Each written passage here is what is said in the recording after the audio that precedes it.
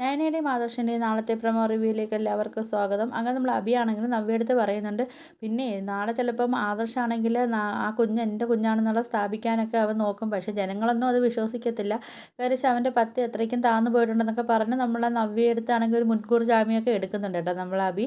അതിന് ശേഷം പിന്നെ കാണിക്കുന്നത് നമ്മളെ ദേവയാനിയും മുത്തശ്ശനും മുത്തശ്ശിയും ജാനകിയൊക്കെ. അപ്പോൾ നമ്മൾ ദേവയാനി മുത്തശ്ശൻ്റെ അടുത്തൊക്കെ പറയുന്നുണ്ട് എൻ്റെ മനസ്സിൽ ഇപ്പോഴും നന്ദു തന്നെ ആണെന്നൊക്കെ ഇങ്ങനെ പറയുന്നുണ്ട് കേട്ടോ. ആ സമയത്താണെങ്കിലും മുത്തശ്ശൻ പറയുന്നുണ്ട് അത് അവരാദ്യമായിട്ട് സ്നേഹിച്ചവരില്ലേ, അപ്പോൾ അവർക്ക് മറക്കാനൊക്കെ കുറച്ച് ബുദ്ധിമുട്ടൊക്കെ കാണുമെന്നും ദേവയാനി എന്നൊക്കെ പറയുന്നുണ്ട് കേട്ടോ. അപ്പോൾ ആ സമയത്താണ് നമ്മൾ ജാനകി പറയുന്നുണ്ട് അതൊന്നും പറ്റത്തില്ല, മറന്നേ പറ്റത്തുള്ളൂ. എന്തായാലും രണ്ട് പെൺകുട്ടികളെ അവിടെ നിന്ന് എന്തായാലും ഇങ്ങോട്ട് കൊണ്ടുവന്നു, ഇനിയിപ്പോൾ മൂന്നാമതൊരാളെയും കൂടെ ഇങ്ങോട്ട് കൊണ്ടുവരാൻ എനിക്ക് ഒട്ടും താല്പര്യമില്ല, എനിക്കത് ഇഷ്ടമല്ല എന്നൊക്കെ ഇങ്ങനെ പറയുന്നുണ്ട് കേട്ടോ നമ്മൾ ജാനകി പറയുന്നുണ്ട് കേട്ടോ. പിന്നെ അതിനുശേഷം കാണിക്കുന്നത് നമ്മൾ അനിയ കേട്ടോ. അനിയാണെങ്കിൽ ആകെ ടെൻഷനായിട്ടൊക്കെ ഇങ്ങനെ ഇരിക്കുന്നുണ്ട് കേട്ടോ ഓഫീസിൽ. ആ സമയത്താണെങ്കിൽ നമ്മൾ നവീനാണെങ്കിൽ അനിയെ വിളിച്ച് ഇങ്ങനെ ശല്യം ചെയ്യുന്നുണ്ട്. അപ്പോഴത്തേക്കും നമ്മൾ അനി ഇങ്ങനെ പറയുന്നുണ്ട് ഇവന് വേറെ ജോലിയൊന്നും ഇല്ല, അവളെക്കുറിച്ച് അന്വേഷിക്കാൻ വേണ്ടി എൻ്റെ അടുത്ത് തന്നെ ഇങ്ങനെ വിളിച്ചുകൊണ്ടേ ഇരിക്കുന്നതെന്നൊക്കെ പറഞ്ഞിട്ട് നമ്മൾ അനിയാണെങ്കിൽ ഇങ്ങനെ പിച്ചുമ്പയൊക്കെ പറയുന്നുണ്ട് കേട്ടോ. പിന്നെ ആണെങ്കിലും നമ്മൾ നന്ദു പോലീസ് സ്റ്റേഷനിലോട്ട് ചെല്ലുന്ന സമയത്താണെങ്കിലും നമ്മളെ നവീൻ വക്കീൽ അവിടെ ഉണ്ട് കേട്ടോ.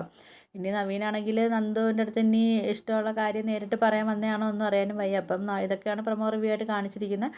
അപ്പോൾ നിങ്ങൾക്ക് എൻ്റെ വീഡിയോസൊക്കെ ഇഷ്ടപ്പെടുകയാണെങ്കിൽ ഒന്ന് ലൈക്ക് ചെയ്ത് ഷെയർ ചെയ്ത് സബ്സ്ക്രൈബ് ചെയ്ത് ബെല്ലൈക്കൺ എനേബിൾ ചെയ്തൊന്ന് സപ്പോർട്ട് ചെയ്യണേ.